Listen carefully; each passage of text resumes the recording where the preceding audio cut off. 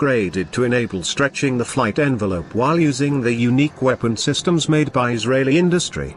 Shlomi didn't offer any details about what equipment the aircraft would actually test, but Israel has long been negotiating with Lockheed for greater access to the inner workings of the Joint Strike Fighter, in particular its central computer brain, the Autonomic Logistics Information System, ALICE. In spite of its name, ALICE handles a host of critical mission functions, including acting as the loading port for vital mission data such as potential threats and hazards during a sortie. In April 2016, state-owned defense contractor Israel Aerospace Industries confirmed it would install an additional suite of command and control software on top of the F-35's basic programming when it received its first jets. No other country participating in the Joint Strike Fighter program has received the right to tinker with the aircraft at this level, instead having to rely on central U.S.-based facilities to devise new code packages. Israeli officials have been understandably secretive about what their additional lines of code will add on top of the aircraft's existing functionality. However, it seems reasonable to assume the modification would help link the aircraft's mission computer and sensors to Israel-specific networks. It could aid with a host of other planned changes, which will include new communications systems and defensive electronic countermeasures, some of which may double as active electronic attack systems to jam enemy radars or radios.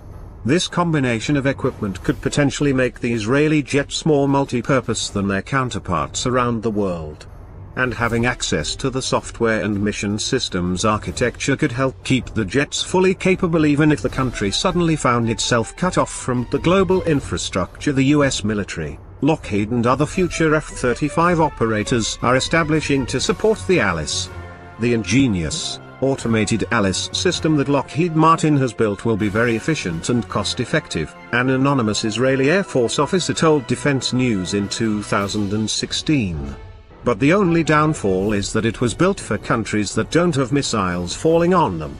Perhaps more importantly, Israel has also secured the unique right to perform depot-level maintenance, to include overhauling engines and airframe components, within the country. Again, other future Joint Strike Fighter operators will have to send their aircraft to designated facilities and was damaged after colliding with a bird. The story begins on October 16, when Israel announced that its aircraft had struck a Syrian SAM battery near Damascus that had fired 2 hours earlier on Israeli reconnaissance planes flying over Lebanon. The attack damaged the missile battery, and no Israeli aircraft were hit, according to Israel. Coincidentally or not, the incident happened the same day that Russia's defense minister, Sergei Shoigu, arrived in Israel for talks with Prime Minister Benjamin Netanyahu and Defense Minister Avigdor Lieberman. However, Southfront.org, a website that covers the Russian military and its intervention in the Syrian civil war, suggested a different story. According to the available information, the Syrian Defense Forces used a S-300 missile against the Israeli warplane, Southfront claimed. Southfront could not resist pointing out that a much-vaunted F-35 stealth fighter had been hit by a missile that dates back to the 1960s. This Soviet-made missile is the most advanced long-range anti-aircraft system operated by the Syrian military. Even in this case, it's old-fashioned in terms of modern warfare. However, the evidence cited by Southfront seems rather tenuous. Hours after the Israeli military announced the strike on the Syrian missile battery, Israeli media reported that an Israeli F-35 had been damaged by a bird strike 2 weeks before. The plane reportedly landed safely, but the Israeli Air Force did admit that it wasn't sure whether the plane will fly again. Israel has taken delivery of only 7 F-35s so far, with a total of 50 on order. The incident allegedly took place 2 weeks ago but was publicly reported only on October 16, Southfront noted. However, Israeli sources were not able to show a photo of the F-35 warplane after the bird collision. Southfront didn't explain why the Israeli Air Force would feel a need to release a photo of the army at some Hezbollah or ISIS gunmen on the border. Most likely it was a standoff missile, perhaps an air-launched Popeye or Delilah, or some top-secret guided weapon never before used. Presumably Jerusalem was not crazy enough to use a nuclear-capable Jericho ballistic missile. But as Israeli military commentator Ron Ben Yishai perceptively asks, why did Israel use missiles instead of the aircraft that it usually does? Accurately dropping bombs is usually cheaper than firing surface missiles, Ben Yishai writes. The cost of one accurate rocket is higher than the cost of accurate aerial munition, even when taking into account the cost of operating the plane and the pilot. It's reasonable to assume, therefore, that if Israel did in fact use surface-to-surface missiles, as the Syrian media claimed, it had a good reason to do so. That good reason is Russian radar, Ben Yishai believes. Had Israel launched planes to carry out the mission, they would not have had to enter Syrian territory to hit the airbase and could have simply flown over the sea or over Lebanese territory. But the sensitive and long-range radars, which the Russians brought to Syria when they entered the fray, would have been able to detect the presence of Israel Air Force planes in the area. It's even possible that the Russians would have warned the Syrian anti-aircraft batteries which, according to reports, have already tried to hit Israeli planes as they embarked on missions to stop Hezbollah from arming itself. Another reason could be the S-400, S-300 and Sa-23 surface-to-air missiles that Russia has deployed in Syria, according to Ben Yishai. The presence of advanced SAM batteries may deter Israeli aircraft from operating in Syrian airspace. However, there is another possibility that Ben Yishai doesn't mention. That's the potential of Israeli and Russian aircraft engaging in battle. Russian fighters have already confronted U.S. aircraft attacking ISIS in Syria. If Israeli planes were to accidentally bomb Russian troops, and Russian fighters and SAMs fired at them, and then Israeli called in more fighters to rescue their planes and knock out the SAMs, it could be a very, very bad day for all concerned. The first 2 Israeli Air Force F-35s are headed from the United States to Israel right now. Will the presence of Russian aircraft and SAMs encourage Israel to use stealth aircraft in Syria, in turn provoking Russia to deploy even more sophisticated air defense weapons? As is, the situation is ominous. The problem with Israel launching surface-to-surface missiles is that the region has become a parking lot for missiles and rockets of all types.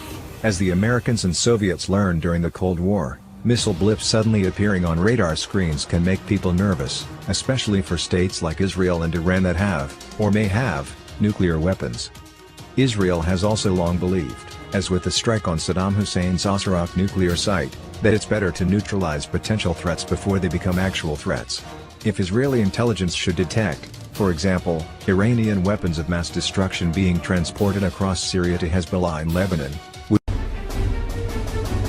there is no shortage of reasons to be concerned about the entangled drama unfolding in Syria, as Russia maneuvers on a shifting landscape that could see Israel and Iran collide in a direct confrontation.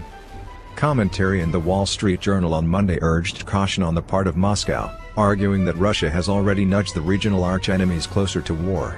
A recent Israeli strike on a base in Syria which killed 7 Iranians, including 4 force officers, might have been swept under the rug by Iran, according to the author Dennis Ross, but Russia's decision to call out Israel for the strike has forced Iran's hand, increasing the likelihood of retaliation to save face. Against this backdrop, Israel is warning Russia that air defense systems to be delivered to Syria will be in the Israeli Air Force's crosshairs. Russia's defense ministry confirmed reports earlier this week that it planned to send Russian S-300 defense systems to the Syrian Bashar al-Assad regime, prompting the response from Israeli Defense Minister Avigdor Lieberman. One thing should be clear, if someone fires on our planes, we will destroy them, Lieberman was reported by Haaretz as saying. What's important to us is that the weapons defense systems that the Russians transfer to Syria are not used against us. If they are used against us, we will act against them. Russian officials, cited in the initial Russian news report S-300 delivery, cautioned against targeting the equipment. If Israel attacks them, they said, it will suffer catastrophic consequences. Lieberman acknowledged that the S-300 systems were already being used in Syria, but only in defense of Russian assets. He made the distinction that they had not yet been employed against Israel, as paraphrased by Haaretz. To do with a piece of nearly total junk? After 3 years, the Israeli Air Force's Depot 22 had an idea, a hybrid of sorts, matching the front of the aircraft, called Arrowhead, to the back end of a F-15 that hasn't been used for years and was sitting in a boneyard. Ingenious, really. The Depot tried reaching out to Boeing to see if it was possible, reports Defense News, but it never heard back. When we started this project, we asked Boeing if it could be done, and we didn't get an answer back, Lieutenant Colonel Maxim Morgat, commander of Depot 22's Engineering Division, told Defense News. So after several weeks went by and still no answer, we contacted them again about our plan to combine 2 separate aircraft. They said they never got back to us because they thought we were joking. Depot 22 managed to get the thing flying again, though they didn't quite say exactly how this monster handles. But the project's similar to what was done to the Bastard, the final SR-71 ever manufactured. The nickname for the SR-71C, according to Hill Air Force Base, stems from it being a weird mashup of the front half of an engineering mock-up of an SR-71, and the rear half of a crashed YF-12. Colonel Richard Graham was an SR-71 pilot, and in his book SR-71 Revealed, he described the Bastard as truly living up to its name.